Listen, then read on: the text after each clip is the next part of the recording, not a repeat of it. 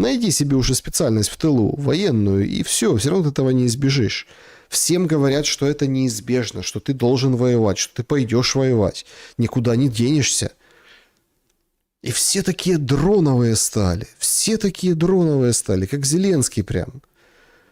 Он сегодня в Лондон отправился, дроны как бы продавать. Значит, за Телеграф пишет: тур Зеленского под лозунгом «Не забывай обо мне» свидетельствует о панике в Украине. И сложно тут сказать, что это не паника.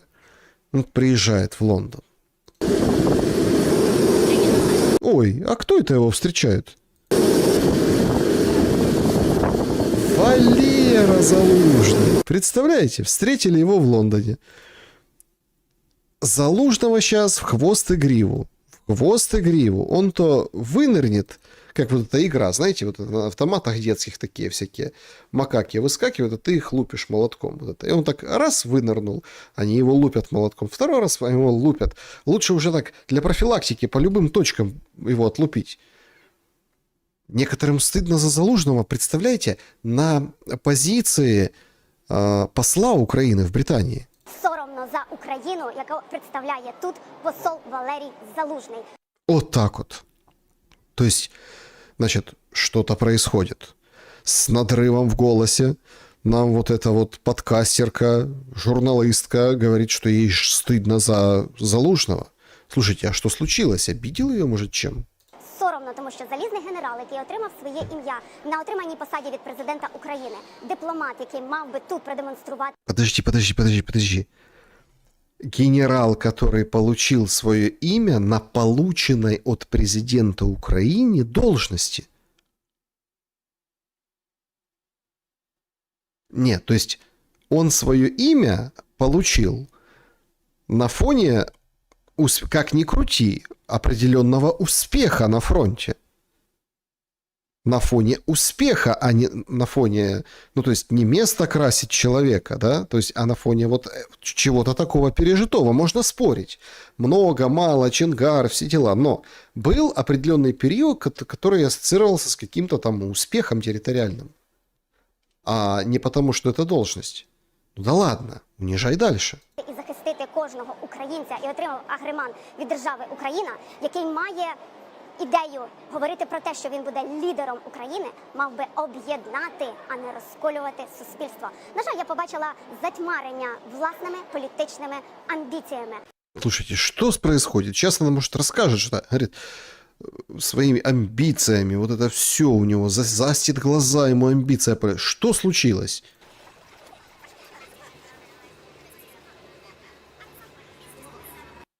Что это, Жмеренко, интересно?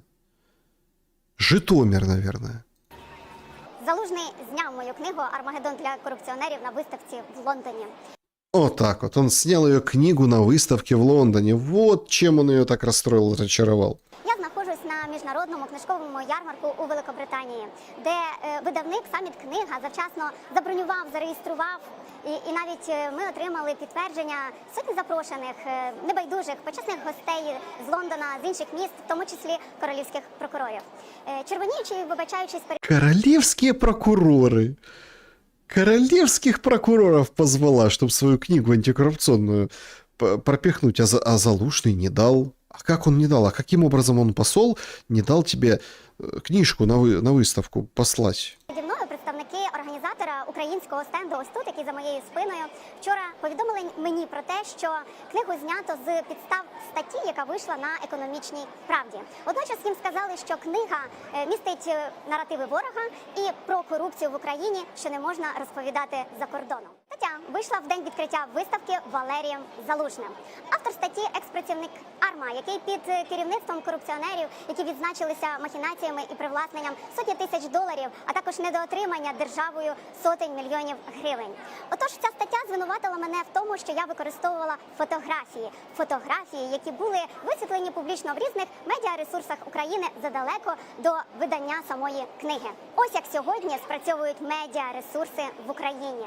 Ось які які злочини мені шиють. Журналісти, які закривають очі на злочини, які відбуваються сьогодні. Журналісти і особи, які мовчать про те, що сьогодні повертають ті списані мною примусово російські мільярди і направлені на Збройні сили України росіянам. Журналісти і особи, які мовчать і не розслідують, що відбувається продаж мільярдних активів за мізерні мільйони. И миллиарды, миллионы. То есть вы понимаете, насколько ее это, ну, как бы вжарило? Как она стоит, язвит вот это, брызгает ядом, миллионы, миллиарды. А Залужный не пустил мою книгу на выставку, а бедные английские прокуроры не могли бы, ну, вот не могли бы вот это вот узнать. Да вы понимаете, это не потому, что там кого-то повязали, скрутили, убили в ТЦК, забили до смерти, или хотят на них с дрона сбросить скид, или расстрелять там, пока он плывет в Тисе. Книжку не пустили. Представляете, какие? Вот, а все молчат. И все молчат. Так а что, какие прокуроры? Смотрите, как сегодня Зеленский хорошо встретился в Великобритании. С Карлом. С ним самим. Довольный, довольный, как слон Зеленский. Хоть что-то у него получилось сегодня. Хоть где-то хорошая компания.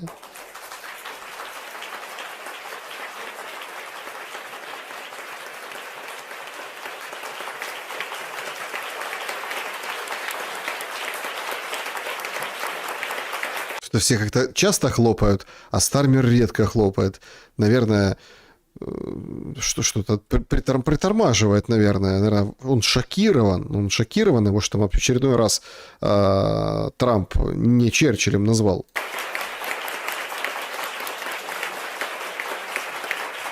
А? Аплодисменты! Аплодисменты! И Рютте встречается, и тут собрали этих лордов. Представляете? И он слово держит. Це наші два основних дефіцити – фінансування та ракети «Патріот». Финансирование, говорит, дайте, и ракеты «Патриот». Ну что значит дайте? Мы готовы помогать, мы готовы быть полезным. Мы вот финансирование и ракеты «Патриот», а все остальное можете брать. Мы защитим любую страну, любую страну защитим. Более того, он сегодня страшные вещи открыл.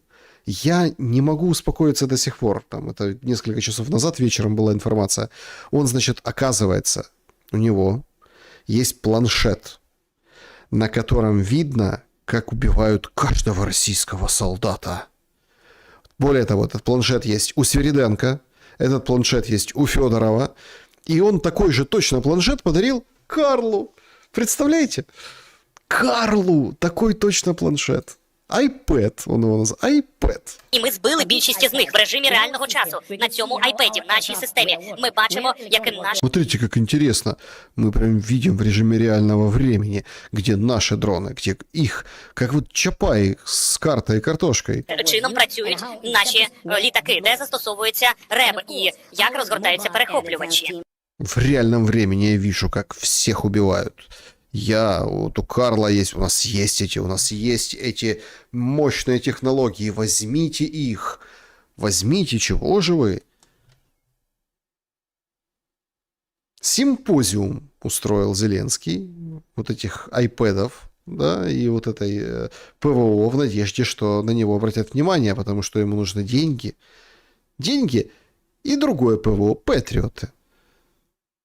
Дорогущие патриоты, которые уже, мы сегодня видели, да, расстреляны. Плюс опять вот эта тяга. Я вижу, как убиваю русского. Уже Кулеба даже уже как бы отошел немножко от этого флера и говорит, ребята, нет такой войны, где там ты бы победил по очкам условно. Ну, по очкам имеется в виду по количеству там убитых. Нет такої війни. Ну, як вам сказати, немає такої війни, в якій би кількість вбитих ворогів була ключовим фактором наближення перемоги. От в класичний приклад – це війна у В'єтнамі. У американців була оця сама технологія, мені таке враження, що наші ЗМІ позичили цю технологію десь у американців. А давайте ми будемо прям щодня розказувати, скільки ми вбили в'єтнамців, і це вселятиме в американців віру в те, що ми перемагаємо злих ворогів. Але потім, коли американці повірили в те, що вони реально перемагають злих ворогів, бо вони щодня вбивають так багато в'єтнамців, стався наступ в'єтнамський. Північний В'єтнам разом з в'єтконгівцями пішов в наступ. І вся Америка така, секундочку, так ми ж там всіх вбиваємо в шалених кількостях. А що ж відбувається? І після цього вони передумали базувати свою стратегію і кампанію публічну на тому, щоб розказувати, скільки вони вбили ворогів. Тому, напевно, воно вселяє в нас, в людей, які це читають, якийсь позитив, супер, але я просто хочу сказати, що це абсолютно нема кореляції між тим, скільки росіян ми вбиваємо, і тим, наскільки це наближає перемогу. А друга помилка, яку ми робимо, це те, що ми вважаємо, що коли Путін помре, то наше життя одразу налагодиться. Ні, так не буде. Як і правда те, що ті на Заході, хто говорять, що не чіпайте Путіна, не доводьте його до ручки, бо після нього буде хтось гірший, теж помиляються. Ми не знаємо, гірше буде чи краще. Але ми знаємо, що відхід Путіна – це шанс змін. Не гарантія, але шанс. Отход Путина – это шанс. Но мы не знаем, будет хорошо или плохо, хуже будет или лучше. Ну вот просто не знаем. Но от количества убитых победа не приблизится. Так или иначе, уже до Кулебы дошло. До Зеленского пока еще нет. А по поводу наших дронщиков, это же просто феерично. Индийская служба нацбезопасности задержала группу подпольную, которая Мьянму снабжала дронами, вооружением. 6 украинцев. И причем там тоже интересно, есть такие очень-очень такие... такие оригинальные персонажи. Очень оригинальные. Со Львова, с определенных интересных клубов. Такие патриоты, арии. То есть дроны, наши технологии, мы можем везде поучаствовать. И в Мьянме, с индийцами давайте испортим отношения. А вот Бали, или как Бали, опубликовали сегодня подозреваемых в том резонансном убийстве с расчлененкой. И очень так интересно все выглядит. Смотрите, Галушка Денис. такой не совсем украинец на вид. Но если там Роман Мельник, там Немеш Василий. Василий что-то, Василий Абракович Немец. Там Петрик Николай. Аханов Владислав. Значит, это подозреваемые. 3 из них украинцы.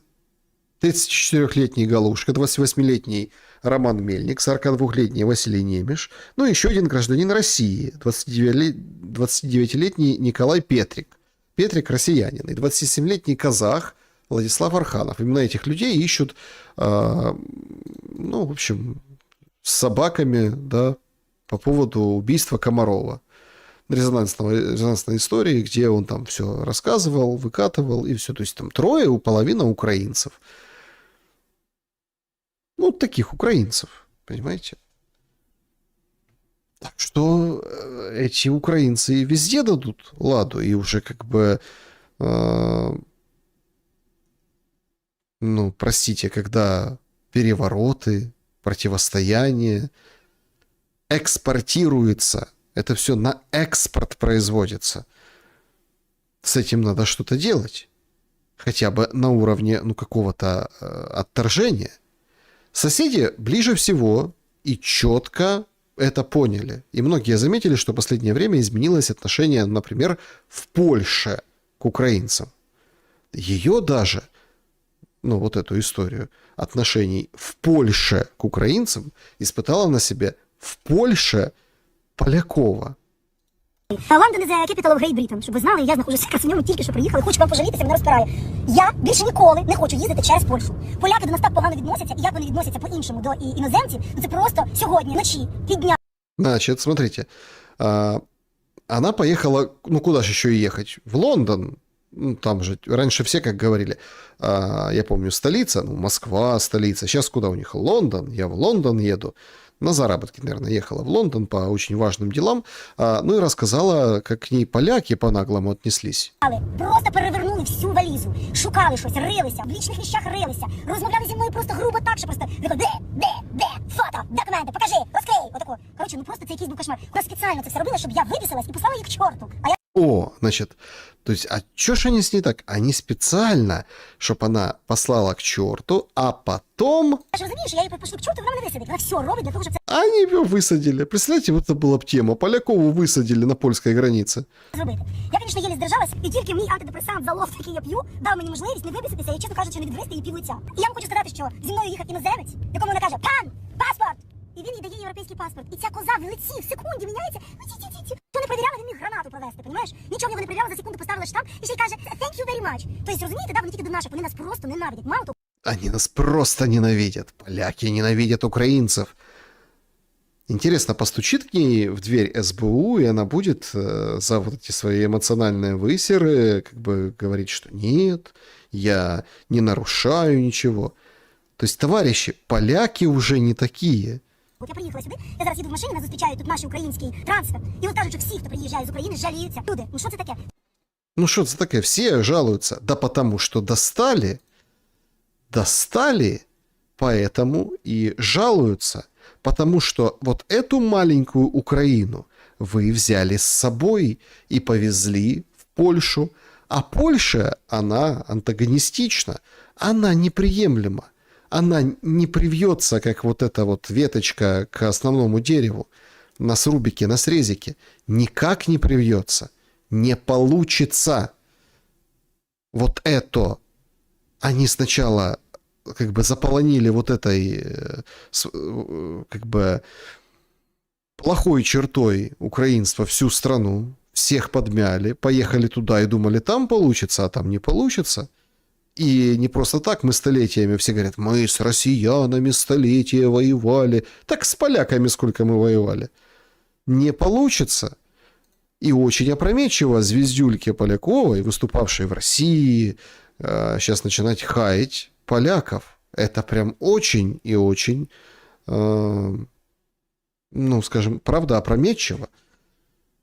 Не поеду через Польшу. Что это к нам за отношение? Да, отношение изменилось. Но кто в этом виноват? Хам у власти, хамы там, сбежавшие из приграничных при первых выстрелах, сдающих квартиры внутри страны, а сами живущих на пособиях. Вот эти и виноваты. Именно эти и виноваты. Поэтому нечего как бы на зеркало пенять.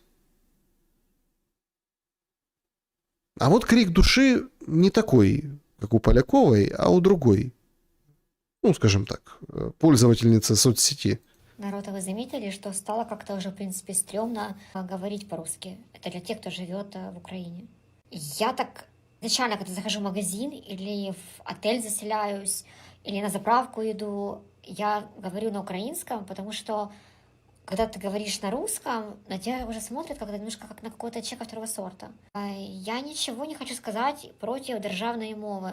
Смотрите, есть такой прекрасный пример, как Молдова. Два официальных языка, румынский и русский. Латинская группа языков и славянская группа языков, если не ошибаюсь, поправьте мне лингвисты. Но тем не менее, да, то есть там уже не пойдешь защищать права там несчастных жителей, которых ущемляют в русском языке. У меня есть в доме домовой чат в нашем ЖК. И я что-то пошутила на тему кастрюли. Что-то сказала бла-бла-бла в контексте кастрюлей. Ну все, мать, вот это ты по-живому, по-больному. Куда ты? Какая кастрюля? Кастрюля еще и пошутила. Россияне разбомбили нашу ТЭЦ, и у нас просто ничего не было, ни света, ни тепла. Ну, нас в хлам разбомбили. И кто так начал говорить, что это за российские нарративы, кастрюля, это, типа, це взагалі російське слово, и вы, типа, там, расисты. Типа, я говорю, кастрюля, это, типа, как brainwashed. Блин, это еще Данилко называл Соловьева кастрюлей. И все, кто слушает, типа, ОРТ, там, канал «Россия», кастрюля. Кастрюля — это международное, блядь, слово для людей, у которых промытый мозг. То есть у вас такого не возникает момента, что вам как-то стрёмно уже слушать Цоя, вам стрёмно слушать Кузьму, вам стрёмно слушать какие-то вещи, которые якось там суперечат действующему режиму. И так вот гаечки вкручиваются, и мне что-то напоминает это наших соседей, которые вторглись на территорию нашей страны. Вот такой крик души, я вам хочу сказать. Напишите, если вам откликается. Конечно, откликается. Конечно, откликается. Конечно, так и есть. Пройдет еще 5 лет. таких же вообще скажут, так россияне были правы, мы один народ, понимаете? Потому что все вот к этому идет. Я вообще удивляюсь, как вот мы же такие передовые, у нас такие технологии, как россияне успевают быстрее там Telegram блочить, там свои мессенджеры вводить. Федоров, как-то ты не дорабатываешь. Я вам показывал логотип, бренд вроде как национального мессенджера. Ну почему отстаете? Давайте же, вы же должны хотя бы здесь, в этих соревнованиях, опередить кого-то. Но вот они опережают. Нет, бусификация, конечно, это best of the best. То есть таких нет, скажем так, моментов. Ну а в этих-то вопросах давайте блокировать какие-то мессенджеры. Давайте уже что-нибудь придумаем, свою какую-то соцсеть. Кастрюля. Почему бы и нет? Нормальная была бы как бы промо-акция. Как раз бы и не сказали, что кастрюля это российская. Не надо слово кастрюля отдавать россиянам ни в коем случае. Понимаете? Просто какой-то бред. Но ведь это же перенято и как бы очень долго развивалось, зрело, и сейчас вот выплескиваются и продолжают это делать в той же Прибалтике. Я на самом деле никогда не подозревал, что попаду во время, когда буду чувствовать себя, нет, опять-таки мое личное мнение, каким-то изгоем. Вот у нас в Латвии, посмотрите, публичные люди, журналисты, ну в данном случае господин Бен, считает и высказывается абсолютно открыто на публику, что русский язык – это язык чернорабочих. И любой уважающий себя человек просто унижает себя, если разговаривает о нем в общественном месте. Вот как вы думаете, это статья? Да, безусловно. Как вы думаете, кто-то из национальных служб безопасности возбудит дело или же помашет рукой Бену? Ну нет, конечно, потому что он говорит правильные вещи, которые сегодня политически корректны. Сказать, к слову, Светлана Чулкова из моей команды написала уже заявление в госструктуры, но поверьте мне, там будет 100% отказ. Поэтому в следующий раз, когда кто-то будет рассказывать про демократию, про свободу слова, про защиту прав людей здесь, в Европе, в особенности в моей любимой Латвии, чушь, что все на постном масле. Сегодня одним можно делать с другими все, что они хотят. А если ты, вот я, например, сопротивляешься, не согласен, выступаешь против, то как раз таки против тебя будут возбуждать уголовные дела, и против тебя будут делать абсолютно все, чтобы ты рот свой закрыл. Ну вот так, как в Латвии все. Мы же так хотели в Евросоюз, пожалуйста. Латвийские тигры, ну вот там люди тоже борются, но они же как бы, они же вроде в семье европейской, поэтому их вроде как в бус не засунешь. Хотя и резонансных дел и в той же Латвии, там, да, и в Литве достаточно много на этом поприще. И вот эти паспорта, которые там недограждан, надо обязательно язык учить, вот эти все вещи. И вот мы к этому идем.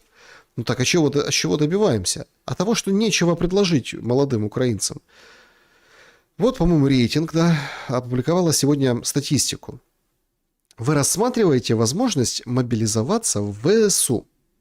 Спрашивали молодежь. Вот такие результаты получили.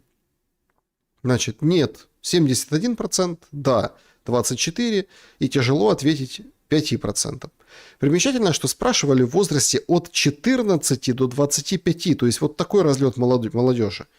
Открою страшную тайну, такой разлет они берут не потому, что там какая-то специальная социологическая выборка, а потому что очень мало людей в этом возрасте. Вот, пожалуйста, молодежь ответила, планируете ли вы вернуться в Украину, да, молодежь за границей. В 2024 году 32%, за 2025 год показатель уже 22%. Ну и там одинаково по 33, по 14. 14-16, да, ну и нет, да, не вернуться. 31%, там, 19% в 2024 году. То есть растет количество тех, кто возвращаться не собирается. И почему? Да именно поэтому же, из-за этой дурной политики. Ну, некоторые как бы... Тут тот печальный факт, что украинцы берут себя с собой везде. Это вот сегодняшнее сообщение о том, что в Италии за то, что, ну, скажем так, слишком тесно подружились с 7-летним мальчиком, задержали сына Бродского. Это видный представитель киевской еврейской общины. У него там свой портал «Обозреватель», бизнес по производству матрасов. Ну, такой очень узнаваемый парень. Вот у него сын. Вся семья там живет в Италии. В общем,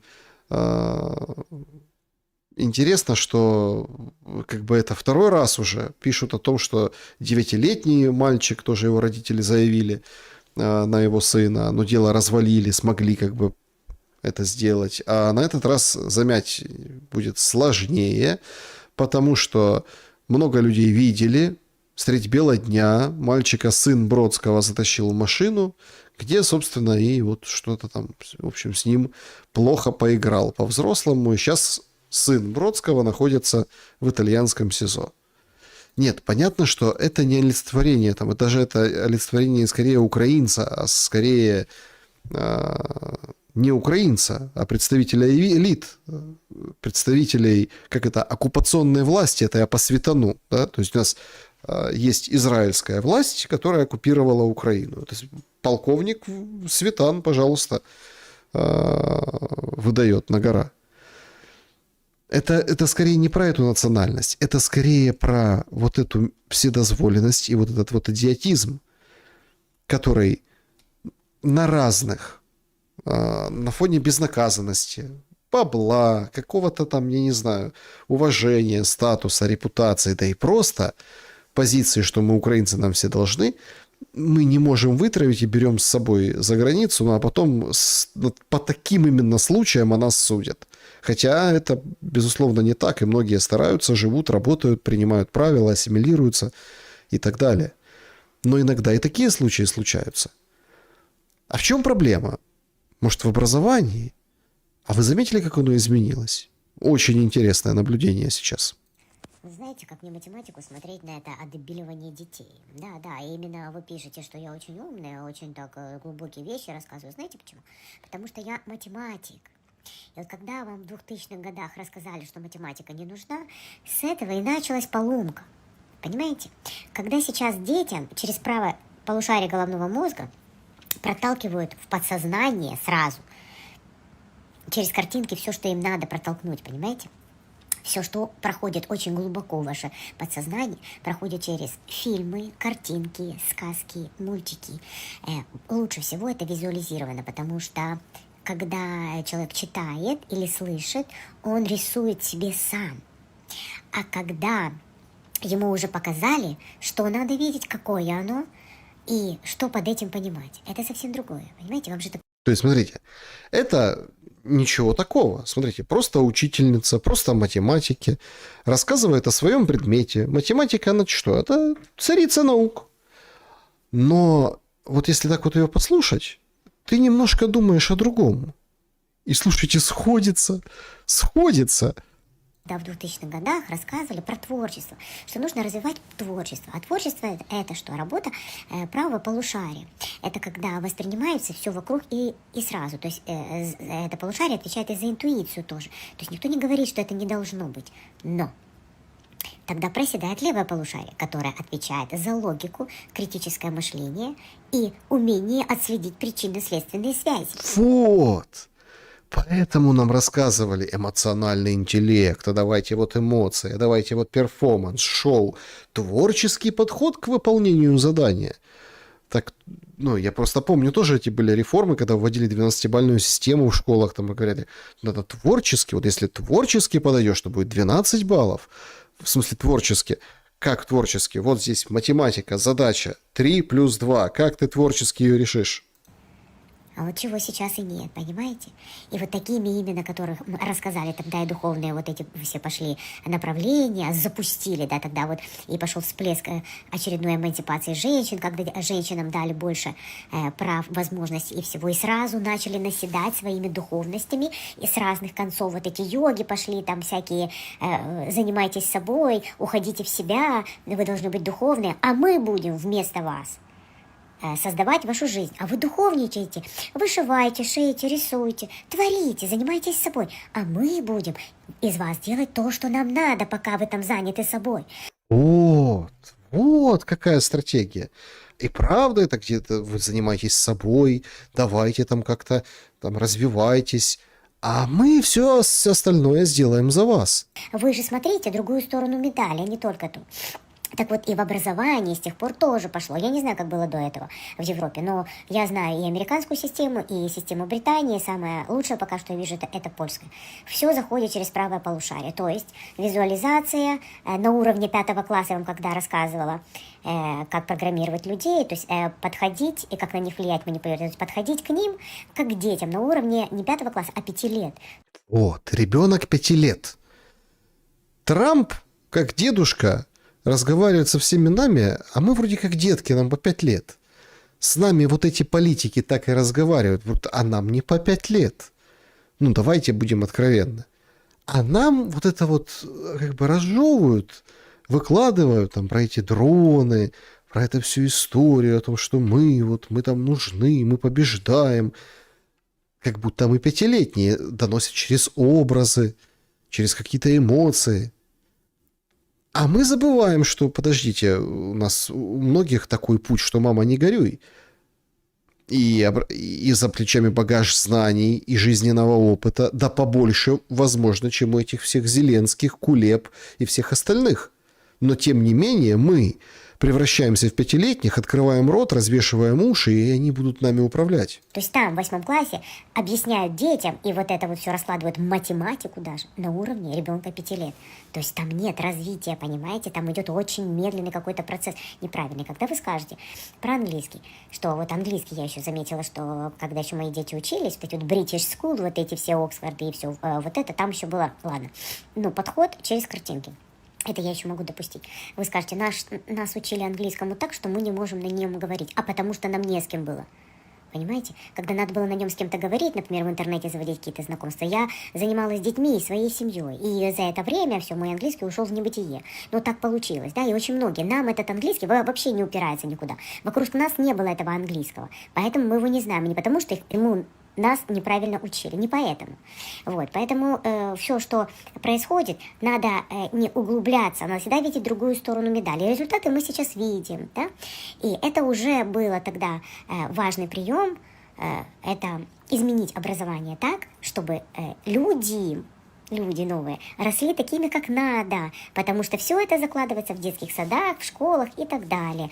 Способность мыслить критически. Зачем в нынешние времена уметь критически мыслить? Кому это выгодно? Вот и подумайте над этим. Да, очень интересно, как бы над этим подумать, напишите в комментариях. И это все вот тенденция. Хорошо, если с нами вот это вот провернули, и, казалось бы, страна, которая пережила переворот, названный революцией достоинства, страна, которая истекала кровью в войне. Да, она там была разная, со вспышками, но тем не менее затронула очень большую территорию. Все-таки давайте так, Донбасс-то большая территория. Страна, которая там с этим АТО, да, с вот этими всеми неподконтрольными территориями, с проблемами экономическими, с, понятное дело, да, там, откушенными территориями, и не так, как сейчас, конечно, но достаточно серьезным ущербом по бизнесу с российской стороной, выбирает президентом комика, который шутит на политическую тематику. Ведь все то, чем он занимался и чем он, так сказать, заработал свое реноме в политике, это высмеивание других. А что дальше? Хорошо, если нас вот это дальше война, окей, не всех война убьет, кто-то выживет, хорошо. А дальше как переформатируют наши мозги? А дальше нам, вот это же тоже очень показательный момент, вот мы смотрели в «Шуме», то есть Нетаньяху, живой, не живой, показывают, у меня 5 пальцев, так вот тебе куча видео с такими же 5 пальцами, не отличишь. Ты как-то должен, значит, доказать, что ты живой, а вдруг тебя уже нет, вдруг тобой нам заменили, да, или там, вдруг ты оболочка, а вдруг Зеленского не существует. Вот помните, говорят, Путин двойник, Путин давно умер. Так сейчас мы приходим, так можно сказать, о каждом. А вдруг не существует Зеленского? Вдруг это все голограммы? Вдруг это все не то? Ну вот смотрите, Оскара вручали, там «Нет войне» говорили, да? Ну там, правда, один «Нет войне» говорил, а такой другой Шон Пен, которому Оскар вручали, он в Украину прискакал, фотографировался с алкоголем. Ну, как бы отдыхал Ну, а чего ему? Поехал, гонорар получил, типа Украину поддержал, мы с вами до конца. Вот сегодня там про Оскар было, да, ну вот хорошо. Есть такая замечательная компания, значит, она BitDance называется. У нее материнская компания TikTok. Вот она попала в скандал, она научилась нейросетку, научили, в общем-то, сделали такой сервис, где максимально реалистичный любой человек. Максимально вот прям в сцене кино. Вот это там просто. Вот смотрите, Брэд Питт дерется. Значит, искусственный интеллект C-Dance, да, 2.0. Скандал разразился ужасный.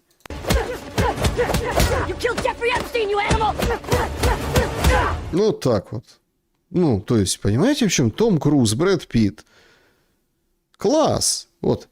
Реалистичность на максимум. He was a good man! He knew too much about our Russia operations. He had to die, and now you die too. Вот так вот.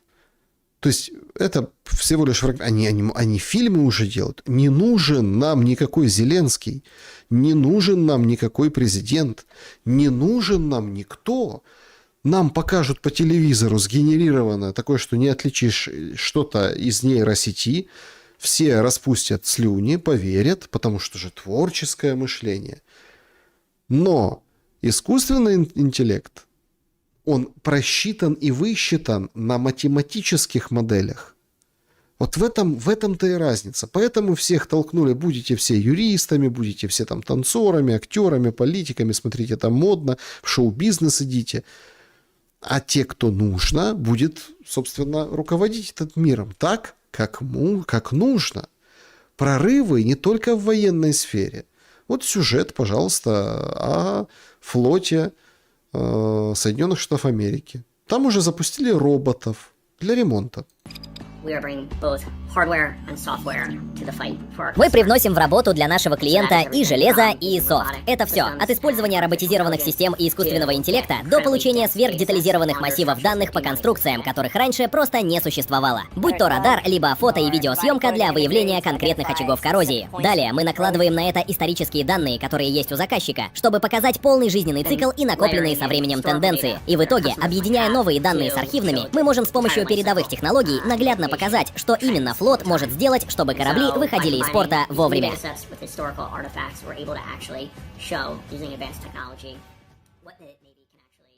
Ну, то есть вот такие роботы. Флоты торговые, военные, пожалуйста, все роботы проанализировали. Это все, это уже как бы не завтрашний день, это уже сегодняшний день. Вот, пожалуйста. Компания там, кстати, это закупила на миллионы долларов вот этих вещей со стартапов, да, и вот они разработали, поставили, и вот сейчас это все как бы допиливается. А зачем вот опять-таки, чтобы подытожить эту мысль про вот это вот, как телков взяли, то есть если раньше мы там робототехнику изучали, чего-то как-то стремились, у нас были там кружки авиамоделирования, ну вот помните кружки авиамоделирования, вот вам сейчас смотрите дроновая эра. А сейчас вот у нас в творчество. Такое ощущение, что просто никто не разбирался, да, и чтобы как бы отгородились не только оружием, но и технически превосходящим, да, возможности человека, даже уже интеллектом, а элита от, ну, условных простых земных. Вот на это даже все направлено, конкретно на это. Но всех как бы вот игрушки, хихоньки, хахоньки. Откровение на миллиард. Не на миллион, на миллиард. Помните, вот эта игра, все с приложением бегали с камерой и ловили покемонов. Покемон Go называется. И ты вот вроде бегаешь с камерой там по улицам, прячется покемон, очки какие-то зарабатываешь, ты что-то меняешь. Выяснилось, что это не просто была игра. Нет. Это данные собирались для нейросетки. Okay, so I Окей, получается, эпоха Pokemon Go не была коллективным помешательством. Это была неоплачиваемая стажировка. Каждый, кто бродил по кладбищу в полночь, врезался в фонарный столб или стоял под дождем у аптеки 20 минут, пытаясь поймать Снорлекса, на самом деле занимался вводом данных для экономики роботов. Ни оплаты, ни бонусов, даже письма с благодарностью. Niantic Spatial, ИИ-ответвление компании, которая в 2016-м придумала причину, по которой ваш дядя чуть не свалился в канаву, только что раскрыла, что все это время накопило более 30 миллиардов краудсорсинговых изображений городов. 30 миллиардов изображений городов. Городов, конкретных уголков, точек. Каждое фото покестопа, каждый AR-снимок, каждый момент «мне нужно физически дойти до этой точки» тихо складывались в самую детализированную уличную базу данных на планете.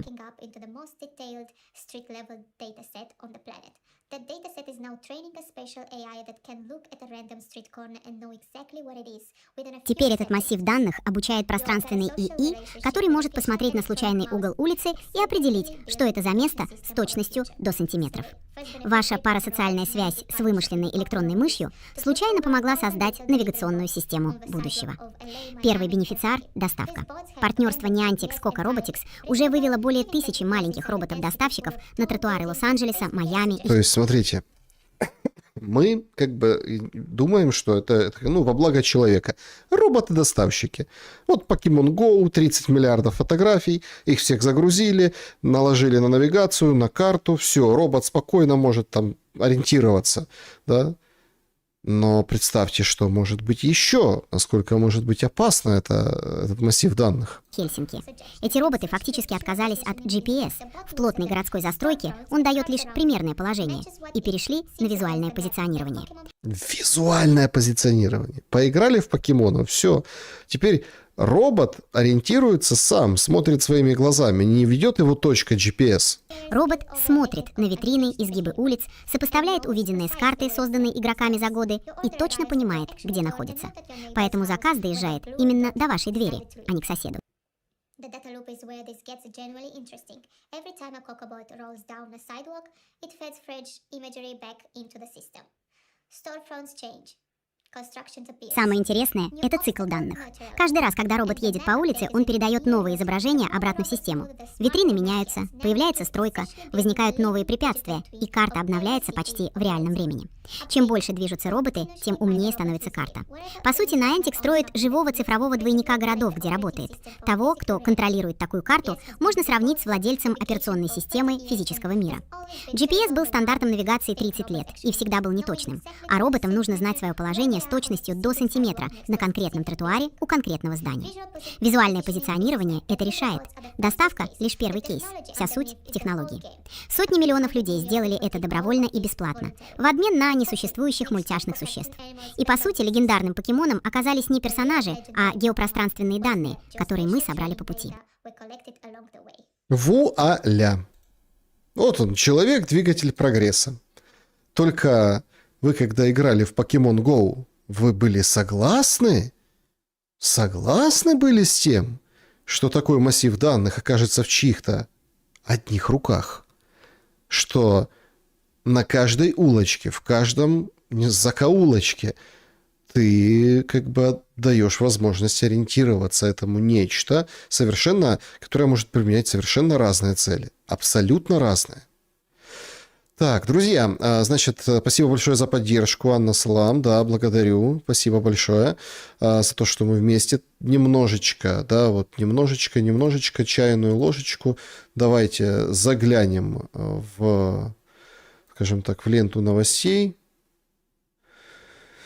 Так, Трамп заявил что один из бывших президентов США якобы пожалел, что не ударил по Ирану. Ну, понятно, это он про Трампа выдал. Обсуждают, понятное дело, кризис в украинском парламенте. Так, из важного... Ну, тоже интересно, да, вот семья погибшего американского летчика, технического сержанта Тайлора Симмонса, выступила против войны в Иране, заявила, что она была излишней и неоправданной. То есть формируется уже вот это вот, скажем, ну, вот это движение против войны. Мгм. Ну, вот поляк едва не напал на украинца с ножом в варшавском трамвае. То есть вот это все как бы и происходит.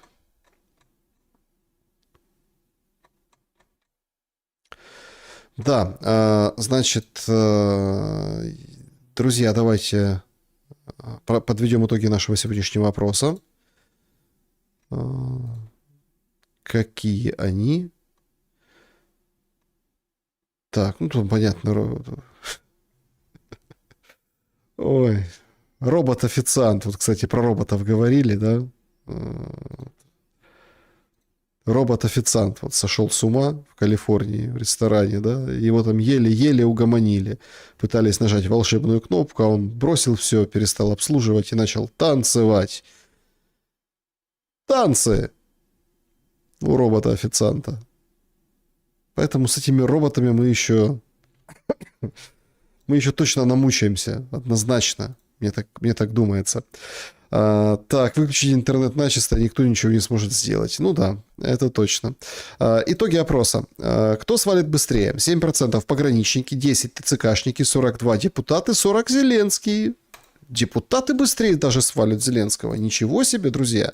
Вот это да. Вот это интересно. Скажем так, спасибо за такое голосование. Мне кажется, все-таки Зеленский должен свалить быстрее. Да, вот робот взбесился, это точно. Добрый вечер, Александр. Писал вам предложку по группе. Ответьте, пожалуйста. Накопилась почта, может, не увидел, да, в предложку по группе. Значит, так, за всю историю ни одно израильское государство не просуществовало более 80 лет. Ну, посмотрим. Может, это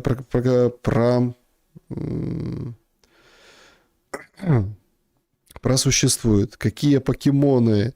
Покемон Go такая игра была. Так, после письма о праве не молчать и фактах давления в колобок пропали письма, восстановление вызвало спам-звонки. Что стоит за таким резонансом последних публичных заявлений о праве не молчать и фактах давления в колобок? Не могу знать, что за этим стоит. Ну, нас слушают, конечно же. Так... Да, если свалит Зеленский, то будет незабываемое интервью с Панченко. Это точно. Ну, мы же договаривались. Как бы все четко. То есть первый день бегства Зеленского, у нас эфир. Так. Спасибо за добрые слова. Уже не так. 90 ярдов выделили. Смотрите, по поводу этих 90 ярдов, пока мы были в эфире, сообщили, что выделили 90 ярдов. Ну, то есть, типа, он согласился открыть дружбу через 1,5 месяца, выделили 90 ярдов. Но там надо подождать еще немножко, потому что там что-то с источниками напутано. Вот с источниками на эту информацию напутано. Все не так однозначно. Значит, на сайте Болгарского национального радио, на которое все ссылаются, как на первоисточник новости о том, что вето Венгрии преодолели и 90 миллиардов дадут, такой информации нет. Нет. Со ссылкой на источник в ЕС написано, что этот источник, ожидает решения по кредиту, ну, то есть формулировки. Очень скоро там, ну, в общем... Поэтому это немножко не те формулировки, не те фразы. Так. Шум лайк. Спасибо большое. VPN упал. Поднимайте его быстрее. Так. Саша, позовите в гости Муранева Евгения. Сегодня было интервью. Смотрите. Следите за каналом, пожалуйста. Саша, вы знаете про Мальфара на Закарпатье, что думаете сбежать из этого дурдома? Про Мальфара не понял. На Закарпатье какого именно Мальфара? По поводу сбежать из дурдома, ну, смотрите. Мне так нравится, вот с умным видом говорят, каждый решает сам за себя. Нет, ну если, ну, как бы... Лучше, конечно, да. Лучше бежать. Но если понятно, что некуда и есть, ну, никто не будет тебя рекомендовать и заставлять. Если это все, как бы, понятно, тут не то, что решай сам, это индивидуальное решение. Но мне кажется, что наших за границей сейчас стало настолько много, что как бы нигде не пропадешь. Ну, в плане там того, что... Просто что народ у нас такой очень ну, как говорят, другие там народности, национальности своих поддерживают, помогают, подтягивают. А тут наоборот топят. Тут наоборот там сложно. Вот в этом-то и дело. Так, хорошо отдохнул. Конечно, хорошо. Конечно, хорошо. Приболел только немного. А так вообще замечательно. Как бы и великолепно. И это все здорово вот вашими, как бы вашими добрыми словами. Так, спасибо за эфир. Скучали за каналом Качату? Да, да, скучал. Скучал, не хватало, конечно, но тем не менее. Как все равно все было здорово.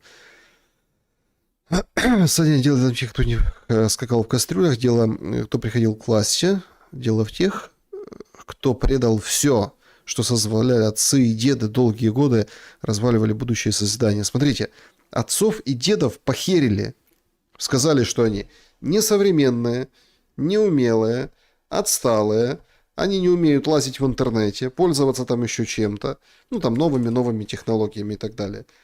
И все, а будущее вон там. И всем показывают творчество, картинки, тиктоки, крутые видосики, классные там примочки, фичи.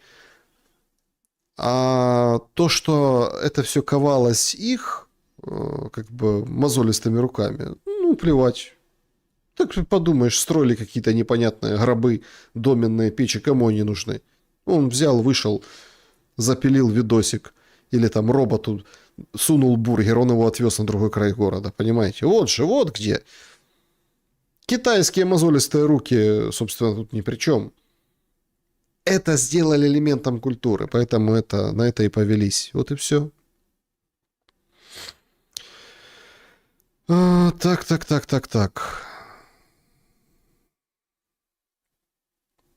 Угу. Так, спасибо большое за советы. За советы, кого позвать. Спасибо большое. Желаю за раз. Да, спасибо большое вам и вам тоже здоровья. Друзья, всем большое спасибо за сегодняшний эфир, за сегодняшний шум. Берегите себя. Всем добра и света. Ну и мое традиционное. Хорошо пошумели. Увидимся.